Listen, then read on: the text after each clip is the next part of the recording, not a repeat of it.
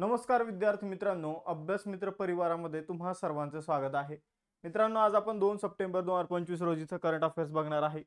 खूप दिवसानंतर आपली भेट होती कारण मित्रांनो लोड जो आहे तो जास्त होता, काम जे आहे ते जास्त होतं, त्यामुळे ॲप्लिकेशनवर खूप सारे लेक्चर होते, त्यामुळे डेली करंट अफेअर्सच्या सिरीजचं लेक्चर घ्यायला जमलं नाही।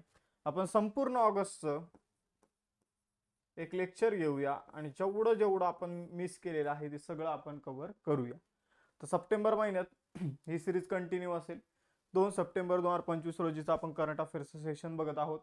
त्याचबरोबर 6 सप्टेंबर पर्यंत आपल्या ॲप्लिकेशनवर 20% डिस्काउंट असणार सगळ्या बॅचेसवर। गणपतीचे दिवस आहे आणि गणपतीच्या निमित्ताने आपण हे 20% डिस्काउंट ठेवलेलं आहे। सुरू करूया आजचं सेशन। कॅनडामध्ये भारताचे नवीन उच्चायुक्त म्हणून कुणाची नियुक्ती करण्यात आलेली आहे? तर कॅनडामध्ये भारताचे नवीन उच्चायुक्त बनलेले दिनेश के पटनायक। बघा मित्रांनो, दिनेश के पटनायक जे आहे यांची कॅनडामध्ये भारताचे नवीन उच्चायुक्त म्हणून नियुक्ती करण्यात आलेली आहे। तर कॅनडा आणि भारताचे संबंध जे आहे ती खराब झाली होती मागं, आणि मग भारताचे जे काही उच्चायुक्त वगैरे आहे त्यांना भारतात बोलून घेतलं। कॅनडाच्या उच्चायुक्तांनी त्यांना त्यांच्या देशात परत बोलून घेतलं होतं कॅनडाने।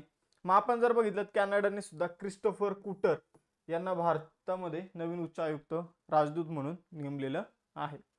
तर दिनेश के पटनायक हे कॅनडामध्ये यांची उच्चायुक्त म्हणून नेमणूक जी आहे ती करण्यात आलेली आहे। क्रिस्टोफर कुटर यांची नेमणूक भारतात राजदूत म्हणून कॅनडाने नेमणूक केलेली आहे। तर या काही गोष्टी लक्षात ठेवायच्या, यामुळं दोन्ही देशाचे द्विपक्षीय संबंध जे आहे ते आता सुधारतील अशी आशा आहे। पुढे जाऊया। कॅनडा जर तुम्ही बघितला तर उत्तर अमेरिका खंड जो आहे त्यामध्ये उत्तरेकडे हा देश तुम्हाला बघायला मिळेल कॅनडा। खूप सारे इकडे बेट तुम्हाला बघायला मिळतील। तर आपण जर बघितलं कॅनडाची राजधानी जी आहे ती ओटावा आहे। अमेरिकेच्या तिथंच ओटावा नावाची राजधानी कॅनडाची।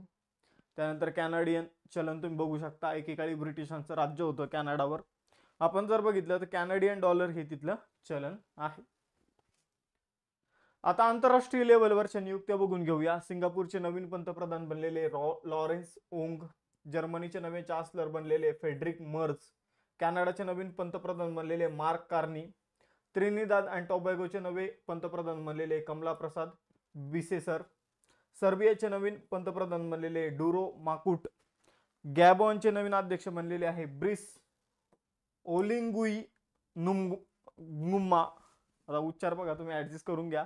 इक्वेडोरचे नवीन राष्ट्राध्यक्ष बनलेले डॅनियल नोबोआ, एशियन क्रिकेट असोसिएशनचे नवीन अध्यक्ष आहे मोहसिन नकवी, बॅडमिंटन वर्ल्ड फेडरेशनचे अध्यक्ष आहे खुनियंग पटामा। त्यानंतर जर बघितलं तर एक्झिओम स्पेसचे नवीन सीईओ आहे तेजपाल भाटिया। त्यानंतर MN चे नवीन पंतप्रधान आहे सलीम सालेह बिन। तर हे काही नवीन आपण आंतरराष्ट्रीय लेवलवरच्या नियुक्त्या बघितलेल्या आहे। दुसरा प्रश्न आहे, राष्ट्रीय क्रीडा दिन कधी साजरा केला जातो? तर बघा मित्रांनो, 29 ऑगस्टला राष्ट्रीय क्रीडा दिन जो आहे तो सेलिब्रेट केला जातो। तर हॉकीचे आपण जर बघितलं दिग्गज खेळाडू मेजर ध्यानचंद यांच्या जयंतीच्या दिवशी हा दिवस जो आहे तो सेलिब्रेट केला जातो। मग मेजर ध्यानचंद यांची 120वी जयंती आपण यावर्षी सेलिब्रेट करत आहोत। थीम आहे मित्रांनो sport to promote peaceful and inclusive societies. तर ही यावर्षीची थीम आहे। आणि टॅगलाईन जर बघितलं तर ती आहे 1 घंटा खेल के मैदान में। तर 1 तास खेळाच्या मैदानात अशी टॅगलाईन आहे या दिवसाची, स्पोर्ट डेची। तर राष्ट्रीय क्रीडा दिन किंवा नॅशनल स्पोर्ट डे जो आहे तो 29 ऑगस्टला सेलिब्रेट केला जातो। कुणाच्या जयंतीच्या दिवशी? तर मेजर ध्यानचंद यांच्या जयंतीच्या दिवशी। यांना आपण हॉकीचा जादूगार म्हणून सुद्धा ओळखतो। थीम आहे sport to promote peaceful and inclusive society. Tagline आहे 1 घंटा खेल के मैदान में, 1 तास खेळाच्या मैदानात।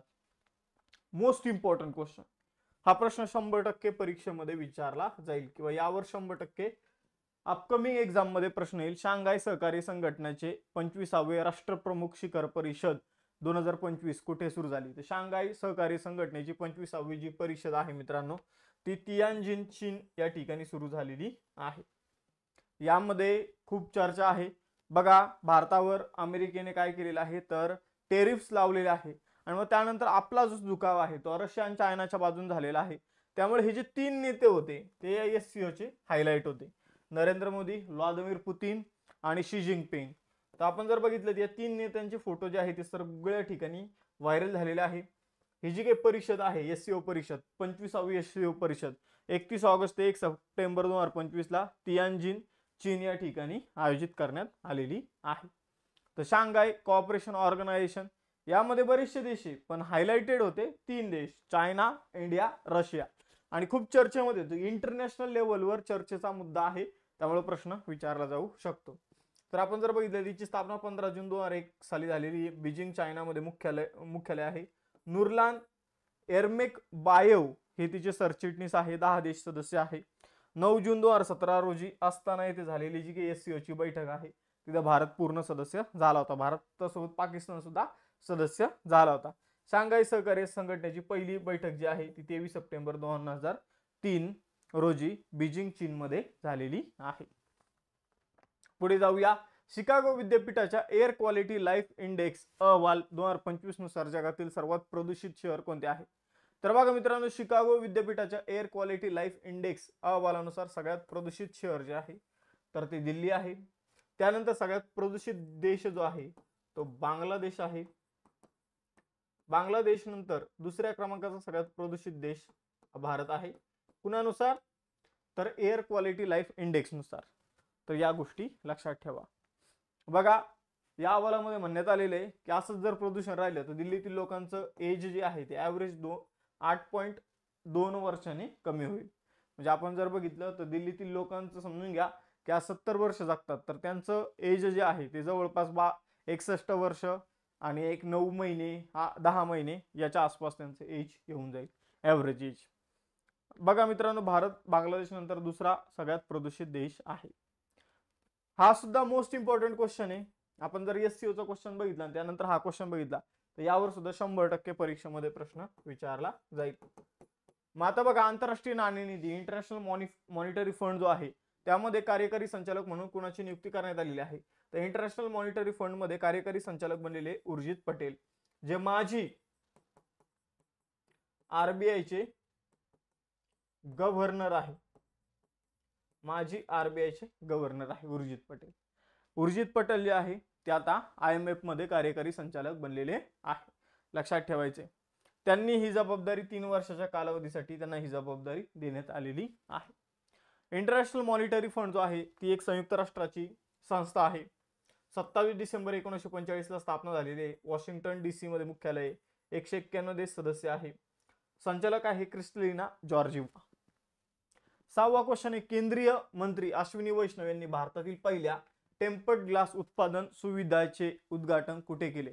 तर बघा, मोबाईलला जी काही गोरिला ग्लास वगैरे लावली जाते, टेम्पर्ड ग्लास लावला जातो, तर त्याचं आपण जर बघितलं तर प्रोडक्शन जे आहे ते अलीकडे नोएडा उत्तर प्रदेशमध्ये सुरू करण्यात आलेलं आहे. कॉर्निंग नावाची एक कंपनी आहे, तर तिने हा प्लांट जो आहे तो नोएडा उत्तर प्रदेशमध्ये बसवलेला आहे. तर इथं त्या टेम्पर्ड ग्लास जे आहे ते मोबाईलच्या वर लावल्या जाणाऱ्या त्या बनवल्या जाणार आहे. तर बघा, या कारखान्याचं उद्घाटन केंद्रीय मंत्री अश्विनी वैष्णव यांनी केलेलं आहे. तर महत्त्वाची आहे न्यूज. बघा, कॉर्निंग नावाच्या कंपनीने, अमेरिकेची कंपनी कॉर्निंग नावाची कंपनी आणि त्याचबरोबर भारतात ऑप्टिमस इन्फ्राकॉम नावाची कंपनी, या दोघांनी मिळून हा कारखाना जो आहे तो बनवलेला आहे. यामध्ये मोबाईल स्क्रीनसाठी खास इंजिनियर्ड बाय कॉर्निंग ब्रँडचा टेम्पर्ड ग्लास तयार केला जाणार आहे. ऑप्टिमस इन्फ्राकॉमच्या या उत्पादन युनिटचं एका वर्षात सुमारे 2.5 कोटी कॉर्निंग टेम्पर्ड ग्लासेस तयार करण्याचं लक्ष ठेवण्यात आलेलं आहे. बघा, लेक्चरमध्ये पुढे जाण्या अगोदर आपण राज्यसेवा पूर्व परीक्षेसाठी जे 28 सप्टेंबरला होणार आहे त्यासाठी फायनल रिव्हिजन बॅच राज्यसेवा 4.0 बॅच सुरू केलेली आहे. सध्या 20% डिस्काउंट सुद्धा सुरू आहे सगळ्या बॅचेसवर. ही बॅच तुम्हाला फक्त 499 रुपयामध्ये मिळेल. आणि त्याचबरोबर बाकी इतर ज्या बॅचेस आहेत त्यांच्यावर सुद्धा 20% डिस्काउंट सुरू आहे. जसे ग्रुप सी ची रिव्हिजन बॅच सुरू आहे. त्यानंतर राज्यसेवा आणि कंबाईनसाठी फाउंडेशन बॅच 4.0 कंबाईनसाठी आणि राज्यसेवेसाठी फाउंडेशन बॅच 1 जी आहे 2026 साठी आपण सुरू केलेली आहे. तर यांच्या फीज ज्या आहे त्यावर 20% डिस्काउंट आहे आणि यामध्ये तुम्हाला एवढे सगळ्या बॅचेस मिळणार आहेत. आता आपण नोट्स सुद्धा ऍड केलेले आहे. पहिले एवढे नोट्स होते, यामध्ये आता प्राचीन भारताची इतिहासाच्या नोट्स ऍड झालेले आहे. फिजिक्सच्या नोट्स यामध्ये ऍड झालेले आहे. बाकी आपण बनवत आहोत. आता जगाच्या भूगोलाच्या नोट्स एक 2-3 दिवसामध्ये यामध्ये ऍड होऊन जातील. तर नोट सुद्धा आपण पटपट यामध्ये ऍड करत आहोत. त्याचबरोबर 21,000 PYQ ची जी बॅच आहे ती तुम्हाला यामध्ये मिळणार आहे. तर या फाउंडेशन बॅच घेण्याची सुवर्ण संधी आहे, आता गमावू नका. मग इथं कशा प्रकारे कमी फी होईल तर त्याचं कुपन मी तुम्हाला सांगतो, त्याची प्रोसिजर सांगतो. त्याचबरोबर विजेता बॅच कंबाईनसाठी आहे. विजयश्री बॅच, यशोदय बॅच या डिटेल स्वरूपाच्या बॅच आहे. तर या सुद्धा तुम्ही जॉईन करू शकता. यासाठी तुम्ही आपला अभ्यास मित्राचं टेस्ट सिरीज आपण सुरू केली आहे. यासाठी अभ्यास मित्राचं ॲप डाउनलोड करा. ॲप डाउनलोड केल्यानंतर त्यामध्ये कॅटेगरी दिसेल, कॅटेगरीमधून तुम्ही कोणतीही बॅच सिलेक्ट करू शकता जी तुम्हाला जॉईन करायची. मग त्या बॅचवर क्लिक करून सगळ्यात शेवटी जा, have a coupon code apply here या ऑप्शनवर क्लिक करा आणि तिथे CJ लाईव्ह नावाचा कुपन कोड टाका, अप्लाय करा, फीमध्ये डिस्काउंट होऊन जाईल. पुढचा क्वेश्चन, ऑगस्ट 2025 मध्ये 15वी भारत जपान वार्षिक शिखर परिषद कुठे आयोजित करण्यात आलेली आहे? तर ऑगस्ट 2025 मध्ये 15वी भारत जपान वार्षिक शिखर परिषद टोकियो जपान मध्ये आयोजित करण्यात आलेली आहे. तर बघा, भारत जपान 15वी वार्षिक शिखर परिषद जी आहे तर ती टोकियो जपान मध्ये आयोजित करण्यात आली. यामध्ये खूप इम्पॉर्टंट निर्णय जे आहे ते घेण्यात आलेले आहेत. तर पंतप्रधान नरेंद्र मोदी जी पहिले जपानमध्ये गेले, जपानमधून ते चायनामध्ये गेले SCOच्या शिखर परिषदेसाठी. तर मोदीजी आणि जपानचे पंतप्रधान शिगेरू इशिबा यांनी या परिषदेमध्ये सहभाग घेतला. जपान आपण जर बघितलं तर 10 वर्षात 10 ट्रिलियन येन म्हणजे जवळपास 68 बिलियन डॉलर्सची गुंतवणूक भारतामध्ये करणार आहे. त्याचबरोबर भारत आणि जपान चंद्रयान 5 जे मिशन असेल तर भारत आणि जपान मिळून दोघं एकत्रितरित्या हे मिशन राबवणार आहे लुपेक्स चंद्रयान 5 या नावाने. पुढे जाऊया, नुआखाई महोत्सव 2025 कोणत्या राज्यात साजरा करण्यात आला? तर नुआखाई महोत्सव जो आहे तो ओडिशामध्ये साजरा करण्यात आलेला आहे. तर ओडिशामध्ये जेव्हा सुरुवातीला भाताची कापणी केली जाते तर त्यावेळी सेलिब्रेट केला जाणारा उत्सव आहे नुआखानी उत्सव. नुआ म्हणजे नवीन आणि खाई म्हणजे अन्न, तर या दोन शब्दापासून नुआखानी उत्सव हे त्याचं नाव पडलेलं आहे. तर नवीन पीक, नवीन धान जेव्हा येतं तेव्हा ते देवी समलेश्वरीला अर्पण केलं जातं आणि त्या संबंधित हा उत्सव ऑगस्ट सप्टेंबर म्हणजे भाद्रपद महिन्यामध्ये सेलिब्रेट केला जातो ओडिशामध्ये. ओडिशाची स्थापना 1 एप्रिल 1936 ची आहे. भुवनेश्वर राजधानी आहे. मोहनचरण मांझी मुख्यमंत्री आहे. हरिबाबू कंबापती राज्यपाल आहे. 147 जागा विधानसभा, लोकसभेची 21 जागा आणि राज्यसभेच्या 10 जागा ओडिशामध्ये आहेत. 9वा प्रश्न आहे 2025च्या ज्युरिच मधील डायमंड लीग फायनल मध्ये नीरज चोप्राने कोणतं पदक जिंकलं? तर ज्युरिच डायमंड लीग फायनल मध्ये नीरज चोप्राने रौप्य पदक जिंकलेलं आहे. आपण जर बघितलं त्याने 85 मीटर भाला फेकला आणि त्याने आपण जर बघितलं दुसरी सर्वोत्तम कामगिरी केली ज्युरिच डायमंड लीग या स्पर्धेमध्ये आणि त्याने रौप्य पदक जिंकलं. सगळ्यात लांब भाला जो आहे तो ज्युलियन वेबर जो जर्मनीचा आहे त्याने 91 मीटर फेकलेला आहे, 91.51 मीटर. नीरज चोप्रा दुसऱ्या क्रमांकावर 85.1 मीटर 01 मीटर आणि केशोर्न वॉलकॉट हा तिसऱ्या क्रमांकावर आहे 84.95 मीटर. पुढे जाऊया 10वा प्रश्न, भारतीय क्रिकेट नियामक मंडळाचं म्हणजे BCCIचे नवीन कार्यकारी अध्यक्ष कोण बनला आहे? तर BCCIचं नवीन कार्यकारी अध्यक्ष बनलेले आहे राजीव शुक्ला. राजीव शुक्ला यांचं तुम्ही बघितलं असेल कुठेतरी IPLच्या मॅच मध्ये वगैरे यांचा चेहरा तर बघितला असेल. तर हे BCCIचे उपाध्यक्ष आहे. रॉजर बिनी अध्यक्ष होते आणि रॉजर बिनी यांचा काय संपलेला आहे तर कार्यकाळ संपलेला आहे. वयाची 70 वर्ष पूर्ण होईपर्यंत BCCIचा अध्यक्ष म्हणून काम करता येतं. मग 70 वर्ष कंप्लीट झालेले आहे म्हणून आता पुढच्या अध्यक्ष येईपर्यंत कार्यकारी अध्यक्ष बनलेले राजीव शुक्ला. BCCIचं मुख्यालय मुंबईमध्ये आहे. डिसेंबर 1928 ला स्थापना करण्यात आली होती. सचिव आहे देवजीत सैकिया. कोणत्या राज्य सरकारने भारत ब्रेन हा आरोग्य सेवा उपक्रम सुरू केला आहे? आंध्र प्रदेशने भारत ब्रेन आरोग्य सेवा उपक्रम सुरू केला आहे. याचं पूर्ण नाव आहे भारत बायोडिझाईन रिसर्च अँड इनोव्हेशन, ज्याला शॉर्टकटमध्ये भारत ब्रेन असं म्हटलं जात आहे. तर हा उपक्रम आंध्र प्रदेश सरकारने अमरावती येथे रतन टाटा इनोव्हेशन हब येथे सुरू केला. या उपक्रमाचा मुख्य उद्देश आहे आरोग्य सेवा क्षेत्रात नव उपक्रमांना प्रोत्साहन देणे. 12वा क्वेश्चन आहे 2025 मध्ये 5वी आसियान भारत युवा शिखर परिषद आसियान भारत युवा शिखर परिषद कुठे आयोजित करण्यात आली? तर 5वी आसियान भारत युवा शिखर परिषद जी आहे मित्रांनो तर ती गोव्यामध्ये आयोजित करण्यात आलेली आहे. आपण जर बघितलं तर केंद्रीय परराष्ट्र राज्यमंत्री पवित्रा मार्गारेटा यांनी गोव्यामध्ये याचं उद्घाटन केलेलं आहे. तर ही 5वी परिषद आहे, लक्षात ठेवा. परिषदेचा विषय आहे connecting the youth shaping our future, म्हणजे थीम आहे. 10 आसियान सदस्य यामध्ये सहभागी होणारे Brunei, Cambodia, Indonesia, Laos, Malaysia, Myanmar, Philippines, Singapore, Thailand, Vietnam. आजच्या लेक्चरचे टेस्ट क्वेश्चन तुमच्यासाठी आहे.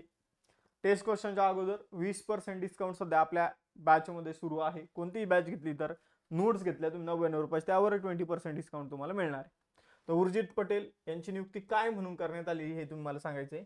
आणि शांघाय सहकार्य संघटनेची परिषद कितवी कुठे आयोजित करण्यात आली हे तुम्हाला सांगायचं आहे. जमलं तर याचे सदस्य कोण कोण आहेत तर त्याची लिस्ट तुम्हाला द्यायची आहे. तर बघा, या लेक्चरची PDF जी आहे आम्ही तुम्हाला ॲप्लिकेशनमध्ये आणि त्याचबरोबर टेलिग्राम चॅनलमध्ये उपलब्ध करून देण्याचा प्रयत्न करू.